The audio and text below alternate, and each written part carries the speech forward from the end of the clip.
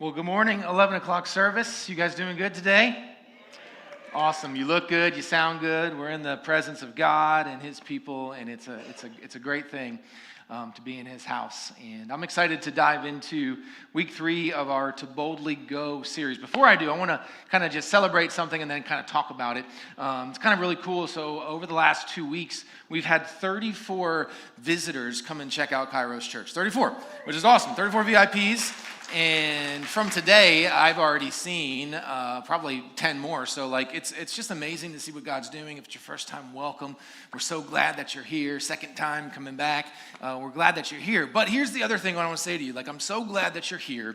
And I pray that Kairos Church is your home church. But you've come in and right out the gate, pastor's already talking about money. And you're like, oh man, that's not how I want to start my year at church. And so I want to talk about that just a little bit to my VIPs. Because here's the reality is you've joined at a really exciting time for our church. We've continued to see growth over the last few years. And I'll show you some of that stuff a little bit later. And God is moving us and calling us to what's next. And so it's amazing. And I'll say this to you, maybe, just maybe, God called you here this year in this opportune time because He wants you to be a part of what God's doing here at Kairos. And so that's awesome. And so I would continue to encourage you to come check us out, to hear what we got going on, the vision for the future. And I'll say this, as we talk about, giving, we talk about, making commitments to this To Boldly Go campaign. If Kairos Church is not your home church yet, if you don't feel like this is your place, hey, don't feel like you have to do that. We're just sharing with you. And at the end of the day, what I want for you is to find the church that God is calling you to, where He'll call you to serve, where He'll call your family to grow in their faith and to get involved there. And so that's what I want at the end of the day. So I want to encourage you, man, keep coming, keep learning about all that we're doing. And my prayer is that Kairos Church will become your church family. And I'm excited to see what God's going to do. Sound good? Awesome. So let's dive back in. Last week we kicked off diving into a study of the book of Nehemiah. We're going to go back into that. If you want to turn there, if you have your Bible, or if you'd like to follow along in the Bible on your phone, you can do that. We'll be in Nehemiah 2. We'll be looking at verses 11 through 20. Of course, we'll have it on the screen as well for you to follow along. Let me give you a quick recap about what we talked about last week, just in case you missed it. So the whole thing starts with Nehemiah having this deep burden. A family member of his comes back from Jerusalem, gives this negative report about the walls being destroyed and the places in ruin and people are unprotected. And Nehemiah experiences this deep mourning, this deep burden where he feels like God is calling him to go back to where his people, his ancestors were born and where they worship God and do something about the walls of Jerusalem. So the deep burden comes. And then from the deep burden, we talked about how Nehemiah made a bold request. And really, he made 3 bold requests. First, because he was the cupbearer to the king, he had to ask the king to send him. Hey, send me back to my people, back to my place. I feel burdened for that. Will you send me? And then he was like, cool, you're going to send me. Awesome. Will you also protect me as I make my way there? And then if that's not enough, will you also make provision for me so that when I get there, I can do all that God has called me to do? So there's these bold requests from a cupbearer to the king, and the king grants it. And it's this amazing thing. And then Nehemiah has to make some bold sacrifices. He has to leave the comforts of the palace, of what he's doing, and step into potentially dangerous situation in order to help rebuild the walls of Jerusalem. All right, we're all up to speed. Now, let's dive into Nehemiah 2, after hearing about what has happened to Jerusalem. So now Nehemiah goes, he's getting reports from other people, but he wants to see it. And so he steps into Jerusalem, and we'll read right in verse 11, chapter 2. Here's what it says. After I arrived in Jerusalem, and I had been there 3 days, I got up at night and took a few men with me. I didn't tell anyone what God had laid on my heart to do for Jerusalem. The only animal I took was the one I was riding. I went out at night through the valley gate towards the serpent's wall and the dung gate, and I inspected the walls of Jerusalem that had been broken down and its gates had been destroyed by fire. I went on to the fountain gate in the king's pool, but farther down it became too narrow for my animal to go through, so I went up at night by way of the valley and inspected the wall. Then heading back, I entered through the valley gate and returned.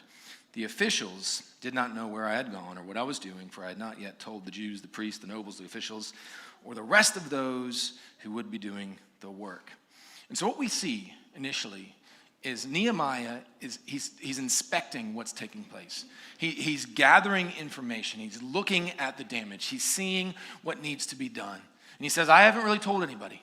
I'm here, but I haven't shared what God's laid on my heart. They don't know why I'm here. Before I talk to them and share with them, I want to inspect it, and I want to get in a plan. I want to have information so that I can begin to share and so that we can plan for what God is going to do in Jerusalem. And so that's what takes place. He gathers information before he kind of shares his plan or goes after it and makes this move. I want to ask you guys something. Where are my impulsive people? Like, you don't think, you just go after it. Like, something's going to happen, you're going to go after it. Not a single person. I got people pointing at other people, and so maybe there's a self-awareness that might need to happen. You're impulsive. And if you took time to raise your hand, maybe you're not impulsive. You're like, I'm thinking through this. Why is he going to bring me up on stage? What is he going to act like? What's he going to do? So maybe you're not. Maybe you're not. Okay, so like with impulsive people, that's, we kind of look at something, we feel something, we just go after it. We don't really ask a bunch of questions. We're just like, let's jump and see what happens, right? Where are my planners, my analyzers? The rest of y'all should raise your hand. You can't be like neither. I'm like, no, I'm nothing. I'm just neutral. I'm just here. I'm going to do my thing, and I'm not going to do nothing. Okay, so with our planners, with our analysts, we ask a lot of questions.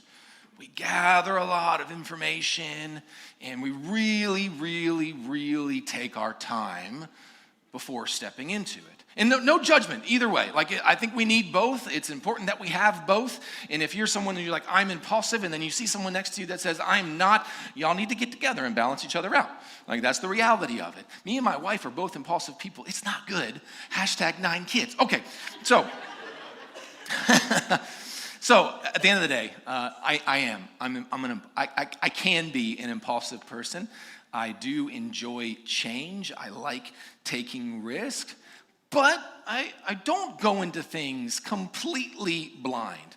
I will look at my past experiences. I'll look at and learn from other people's past experiences. I'll gather information. I'll look at the pertinent, what information do I absolutely need to know? But I am like an extreme optimist. And so I could look and gather all the information, and it could be like the writing's on the wall. This isn't going to go well. I'll be like, that's all right. I believe I can do it. And I'm just like, let's go. And so that's where I kind of like, I'll get it, but I'm still going to go after it. Again, that's how I've come to have 9 kids. And some of y'all may not know, like we have 9 kids, but foster and adoption, it's all not just ours. Anyway, that's a whole another time. Maybe we'll talk about that in February. Okay, this is also how I got into ministry. God, he gave me an opportunity to serve and begin to working in a local church. I already had a great job.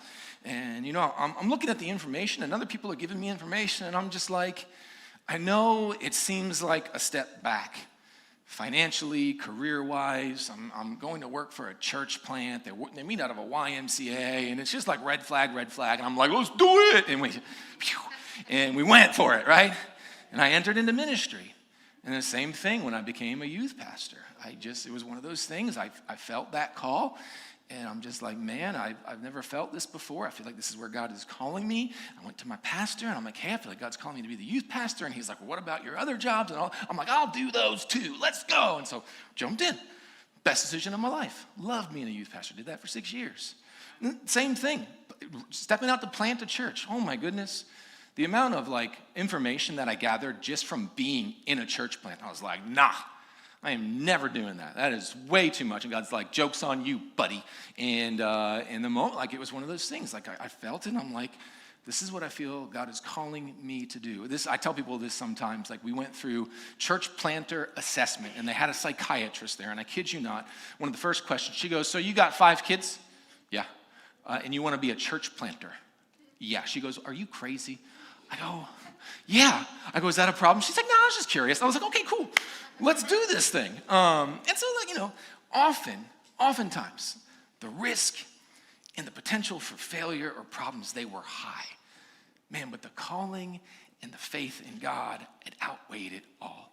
And so I want to give this to you. For whatever, is going on in your life, our faith in God helps us move forward or step out or to go despite the risk or despite the potential for failure. If he's calling us to it, he will work it out. If it's his will for our life, man, he will do something amazing. So I wanted to give that to you. Now, gaining information is good. You want to gain information. And I don't know about you, but sometimes when I gain the information, it will build confidence. I'm like, okay, I thought this, and now I have the information that says, yes, what you thought is true. But then there are other times when I reach out and I find information, and I'm like, oh my goodness, I hadn't even thought about that. And so in one sense, the information gives me confidence, and in another sense, the information leads to doubt, fear, worry, anxiety. So as we began to step into buying property and getting our own space, I just had to make a lot of phone calls. The initial phone call is, can we secure a loan in order to buy property? And so I had to give all of our information. I got on this phone call with a guy named Kirk. He's from a place called Wesleyan Investment Fund, and I connected with him at a conference last year, and I just began to tell him, here's what we're doing, here's what we're thinking. I'm giving him all the data, all the cost, all the stuff, and then he starts spitting stuff at me. I'm just I'm writing it all down as fast as I can. I'm like, man, I didn't think about that. I didn't think about that. I didn't realize that was that expensive, right? And so I'm getting all the data. I'm getting all the numbers. He's telling me some of the things that, are happening. And I'm like, well, good talk. Never mind. You know what I'm saying? That was great. But this information, I thought it was going to go the other way. But no. But in the same conversation, he says, listen, I know there's a lot. We love to give everyone all. We want you to understand what you're stepping into. He said, but we've analyzed what you've sent us. We've seen where your church is at. We've looked at your trends. We've looked at your projections. And I want to tell you, because of all that, because of your financial standing, because of year-over-year giving, because of the size of your church, we can see from other churches that we help that you guys are heading in the right direction. I'm like, yes. So what did I get? Doubt and confidence. I'm like, okay, I like that. And so then, we just start talking about, purchasing this property, getting this loan.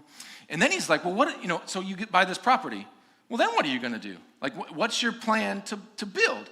And then he starts sharing all of that information with me. Again, just information overload. And he's like, well, here's what you'll need to do. And here's where you'll need to be. And you'll have this loan. And then you need to get this other loan. And your giving trends need to be here. And then when you get there, you need to determine, is it a property that you're going to find a building and you're going to renovate? Or are you going to want to build yourself because the money changes substantially? And I'm like, you know your stuff, buddy. Thanks for sharing all that with me. And it's just, like Nehemiah, I begin to inspect. And I see some of the issues. I see some of the problems. I'm seeing all of this data, and I have confidence, and I have doubt. And so that's what Nehemiah did. He inspected, and he gathered information, and then he went to work. What I want to do, I want to give you guys some information. You guys cool if I give you some information? I got a lot of this, and can I just on you? I want you guys to have some of it too, and so you can continue to join us in praying over all of this and your commitment to what we're doing next. The first thing I want to show you is our giving trends and projections. So I went back to 2020. So if you know this about our church, we launched in 2017, but when COVID happened, we had to kind of relaunch, okay? And so 2020 is as far as I went back. And so you can see in 2020 where giving is at. And then we had a large jump in 2021. And then just a small little guy jump in 2022. And then you begin to see a trend, about a $90,000, $100,000 jump year over year. And so this is annual giving, by the way. This isn't what we bring in per month, because if we did, we wouldn't be here. Okay, we would have already done secured a place. But so you begin to see the trends. And so then from those trends, I began to project out, okay, if this is what we're seeing, then we can say, year over year, we could see 100,000 year over year. So 2025, it'd be 580, 2026, it'd be 680, so on and so forth, okay? You got that information in your head? Cool. I'm going to talk about it again in just a minute, but I wanted you to have it. Now, let's look at our attendance trends and projections as well. Yeah, go to the next one for me. Boom, boom, boom. There it is. Okay, so I did not go back to 2020. So we were going to start at 2021, okay? 2020 was discouraging. Okay, here we go. When at the end of 2019, Our church had just broke a 300 attendance barrier. And then COVID came, and then we got back to what we were doing, and we went from 300 to 30 and had to start over. That's why I say that. Okay, so 2021, you see the trend. So we start at 141, and then we go to 233. We had a second service. We go to 312. We go to 335, and you begin to see like this gradual uptick. And so we kind of took that and said, okay, our projection may be, a 40,000 to 30,000, maybe 50,000 uptick in attendance year over year. And so we go 370, 410, 440, 470. These are our trends. And you're like, why is he giving us all this information? Because I have it. I don't want you to have it, okay? So here's what I want to tell you. Our annual giving, let me see, did I tell you? No, I didn't tell you this. So the first thing that I was asked when trying to secure a loan is this. What is your annual giving, and what is your average attendance? We want to know that right now. And then we need you to send us the last 3 years of attendance and giving. And so what they're doing is they're saying, okay, can you afford a loan now? And from your trends, are you an up and to the right? Are you kind of flat and plateaued? Or are you declining? Because if they see declining trends, they're going to be like, thanks, but no thanks. You know what I'm saying? So they're analyzing this from their perspective. And so our annual giving was $490,000, so almost $500,000. And kudos to you guys. Good job, church. I think that's amazing. I look at that and I go, oh my gosh, this is wild. Like, this is crazy. And so we have $500,000. And so what I came to learn is that with that amount, we are able to secure a loan up to $1.1 million. And then the guy that I was talking to, he began to tell me, so he's like, here's what you need to look at. So we're looking at now, but we know you're building in the future. And so right now, at 335 average attendance, that means your giving per person is $1,400. And that is allowing you to secure this loan for $1.2 million. And he's saying, if you want to build, not in 10 or 15 years. If you want to build in the next 3 to 5 years, and let's say by 2028, what would need to happen for our church is that our giving per person would have to raise to $1,800, and we would have to have, on average, 500 people attending our church. And that's in order for us to begin to secure a loan to build on a property. What am I telling you? Basically, our attendance has to go up, and our giving has to go up. Let me show you something else. If our giving trends stay the same versus if our giving trends grow. And so I just shared with you what we need to be, right? I said about 1,800 and 500 people. And so if our giving trends stay the same, with the kind of projections of our attendance right there, so the 370, 410, 440, 470, that's our attendance trends. And if we have $1,400 per person, that is what we'll get. And I said, what will we need? We need about 800,000. If it stays the same, even with attendance trends, we're not there. And it'll take probably, 3, 4, maybe by 2032. That's a weird thing to say, 2032. Ugh.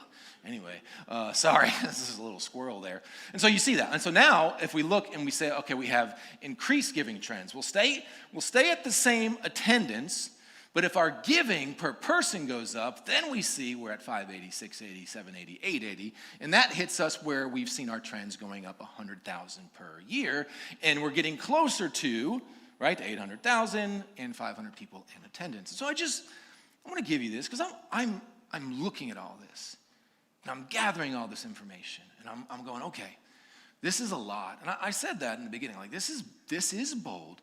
This is a lot. This isn't anything that our church has ever done before, and it's a big ask. And you know what? The other thing I said to you guys is that we're talking about making a commitment, an offering commitment over the next 3 years to raise this money for our property. But I said even more important than the commitment is the obedience to the tithe, because what I said, what they ask, what is your year-over-year giving? What are you bringing in annually? And all of that is dependent upon the tithe. And so the tithe is so important because it is a consistent barometer of our financial standing that will allow us to secure loans in order for us to go where God is calling us to go. And if we desire to go where God is leading, then we have to be willing to grow where we are. And so if attendance trends continue, here's what I also want to tell you. we're going to face capacity issues in our current space. So that's the other reason why we're entering into this. We're already beginning to see some capacity issues in this building. There are some things we can do to help that. But some of the big issues are our kids ministry. You know, when you start getting into 50 and 60 kids per service, how many kids ministry workers are in here? Raise your hand. How many of you love when you have 20 plus kids in a class and you're like, this is the best. I love what I'm doing. And not that we don't love your kids. And if you've never experienced it, sign up to serve in kids ministry and you go experience it back there. It's a lot. And so we want to make sure that our kids ministry isn't just about corralling chaos. We want to teach them about Christ. We want to be able to individually to care for them and talk with them and invest in them. And the more kids we have, the harder it is to do. And so we have kids capacity. We have a seating capacity issue. Well, first and foremost, we don't have any other seats. What you see is what we have out. Last week, I was telling people that sometimes I like to sit up on that camera box back there and watch y'all, okay? It's creepy, I know, I'm sorry. But I'll sit up there, before I come up here, and I'll see some people come in a little bit late. Sometimes they're VIPs. And when you guys are standing and worshiping, and this room looks like it is now, it is really hard to see if there are any free available seats. And you get uncomfortable and go, you know what? This church might be too big. Maybe we don't need to be here. And I didn't do this. And has anyone come in and ever experienced that before in this church or in another church where you walked in and you're like, I don't know, this is weird. And I've watched some of y'all. Some of y'all did this last week, and you're like, I just don't want to raise my hand because I don't want the pastor to point at me. But it happens, and you may not be like, well, that's the thing that's going to turn me away.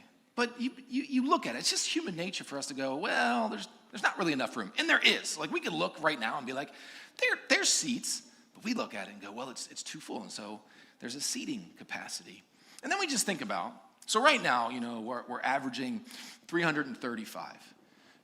Add 100 people to that, 435 people. Thinking about what that means for kids, thinking about what that means for here. Think about what that means for you waiting in line to get your coffee and donuts. You know what I'm saying? Like, this is something, like someone needs to do something about this, okay? I'm just standing in this line for 10 minutes. I know Echo Coffee's about to close because I showed up a little bit late and I'm tired of that. Some of you are like, whoa.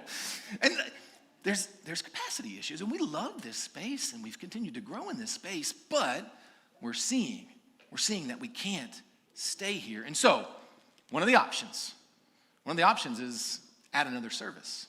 And anytime I mention that to my staff, they're like, no, Pastor Brent, what you're hearing from God is wrong. I'm like, no, it's one of those things, you say a third service, and you're just thinking about it. You're like, okay. When are they doing that? Is it like a 7 a.m. service? Blech, right? No. Is it Saturday night? Is it Sunday? You begin to think about all these things, but that's the reality. Let me show you some of these numbers. Because again, you think about capacity in here, you think about seating capacity, and then really you think about kids. And so if we break it down, you see 2024, that's what we did last year, and then you get to 2025 and you times that by 2. The other thing I want to tell you is that our services aren't split right down the middle. One tends to be more attended than the other. And so where I say there's, 40 kids between the two services, it's probably more like 60-30.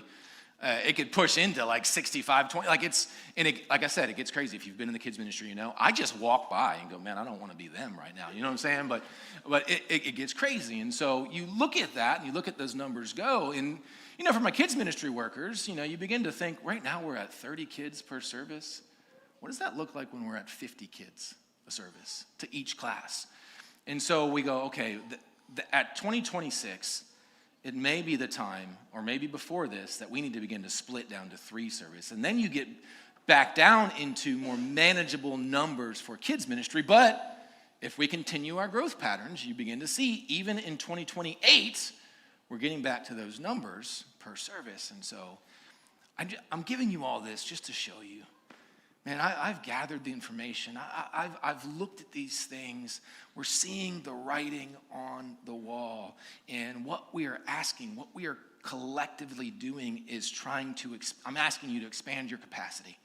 Expand our capacity in attendance, in serving, and in giving. Do you want to know how you can expand your capacity? In any manner, any walk of life, you want to know how you expand your capacity? You got to leave your comforts. You got to be willing to leave what's comfortable. You've got to be willing to sacrifice. Again, we talked about this last week. This is what Nehemiah did. He left his comforts. He left where he was at. It was a good role being the cupbearer. And in his willingness to say yes, to obediently go, to make bold sacrifices, Nehemiah goes from being a cupbearer for the king of another nation to being the governor of Jerusalem. And that's in Nehemiah 5:14. And so he becomes a governor. And what did he do? He expanded his capacity. I was thinking about this in my life.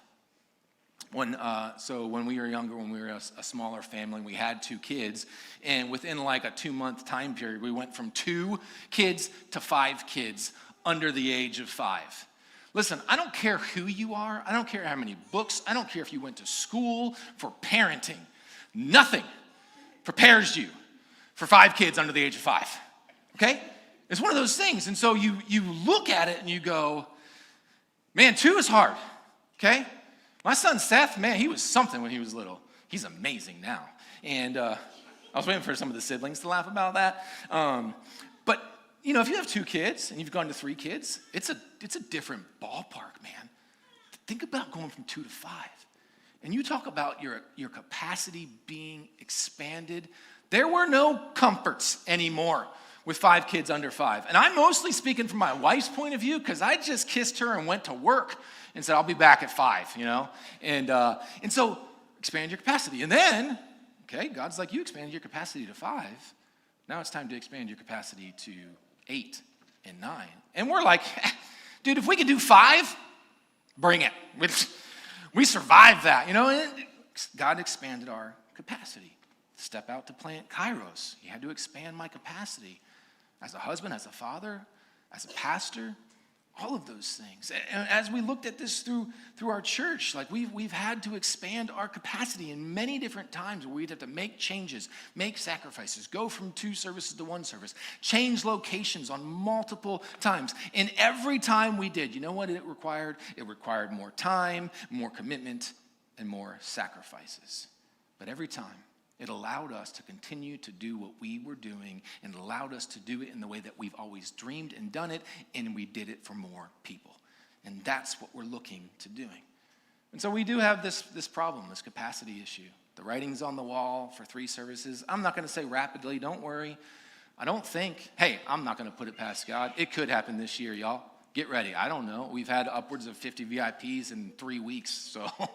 if that trend keeps going, let's go. Get ready to, stand in the back and give your seat up. Okay.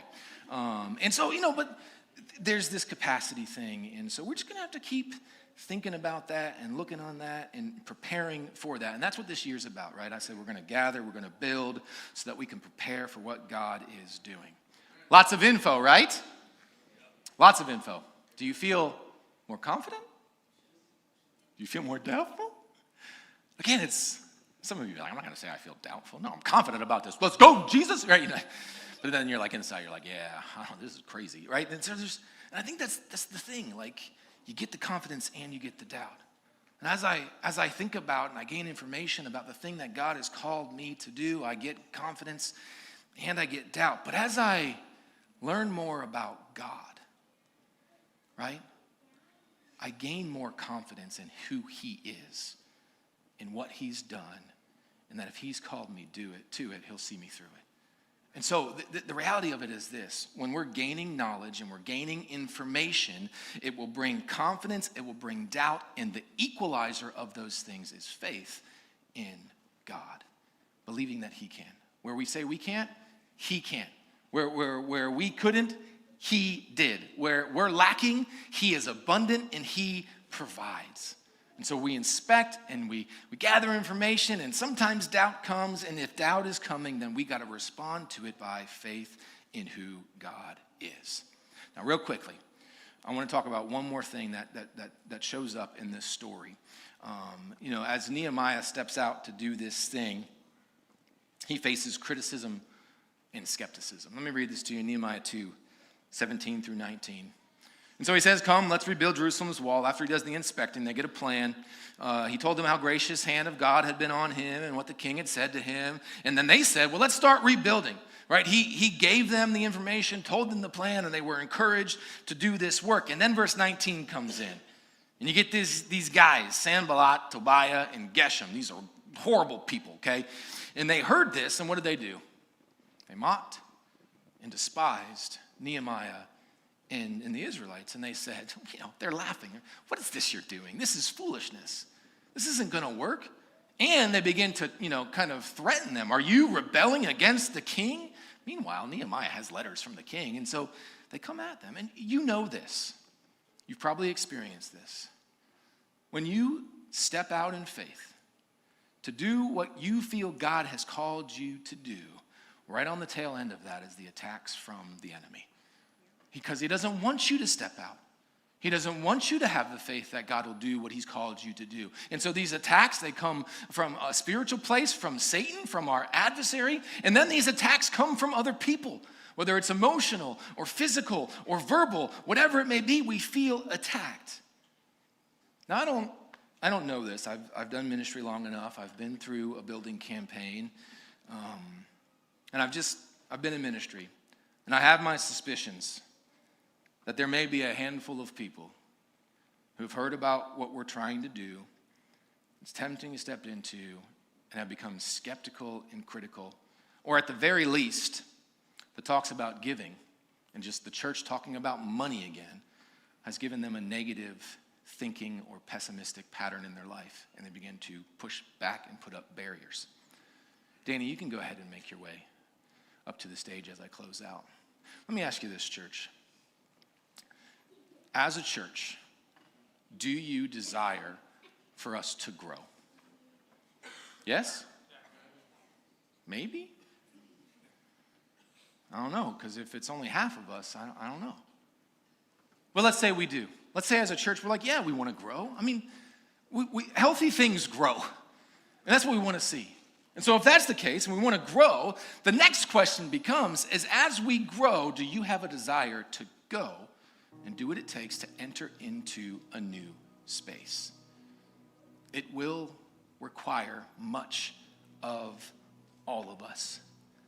And I'm giving you more info. I want you to have the info. I know there might be doubt that comes with it, but I also want you to gain some confidence.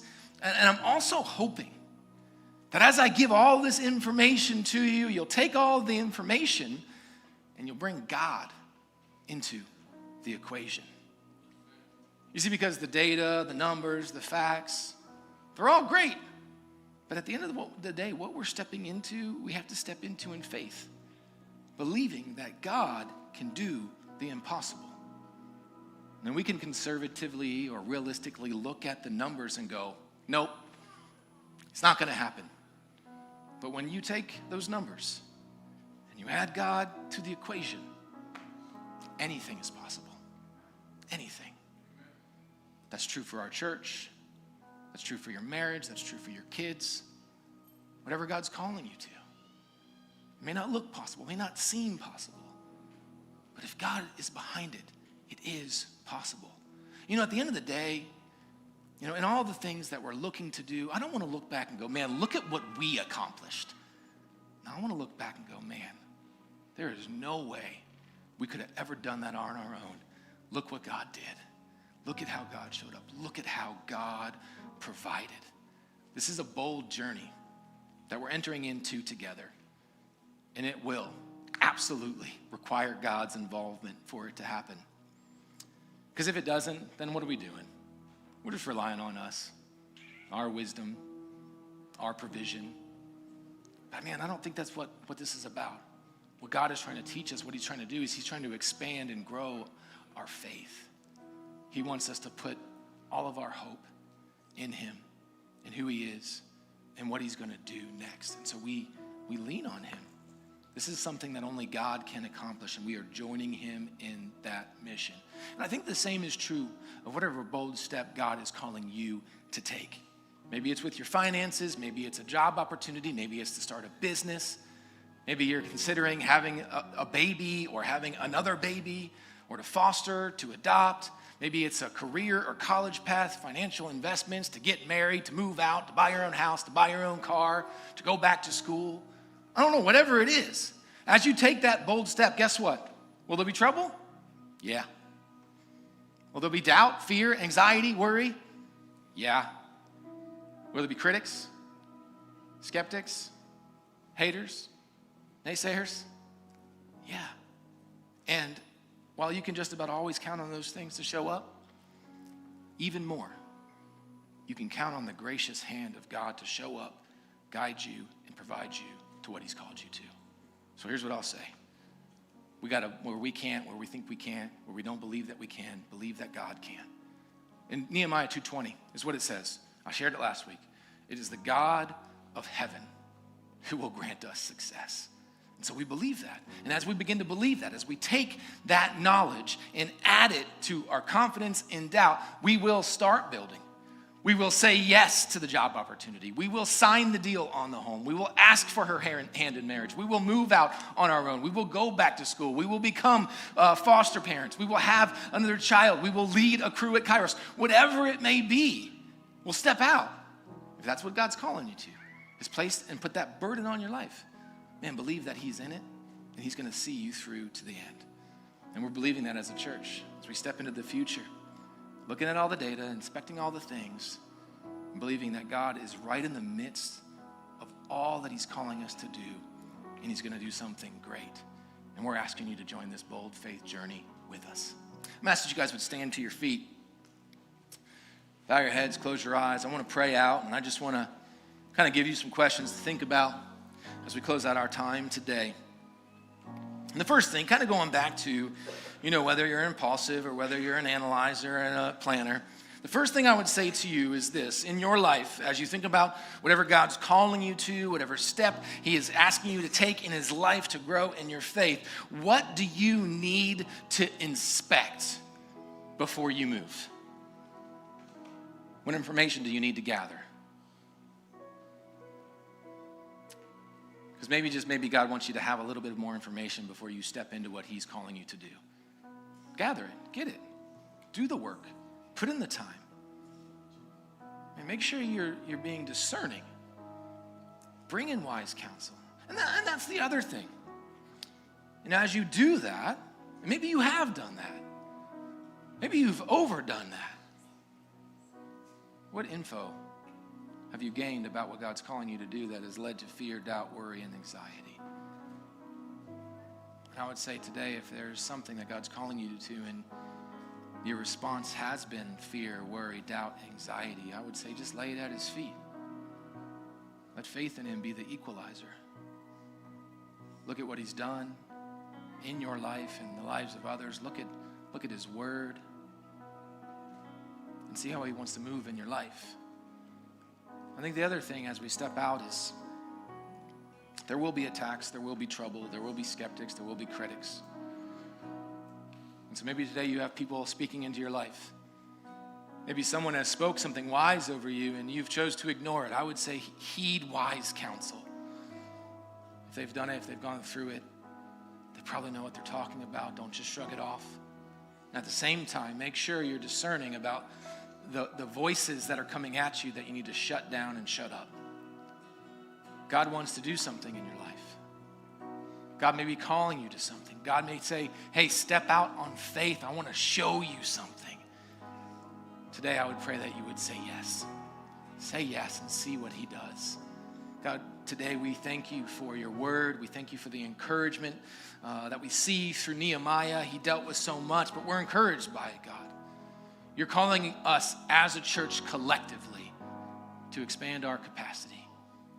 God, and I'm praying that we're able to do it.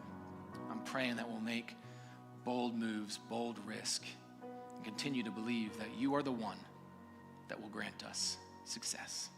It's in your son's name that I pray. Amen.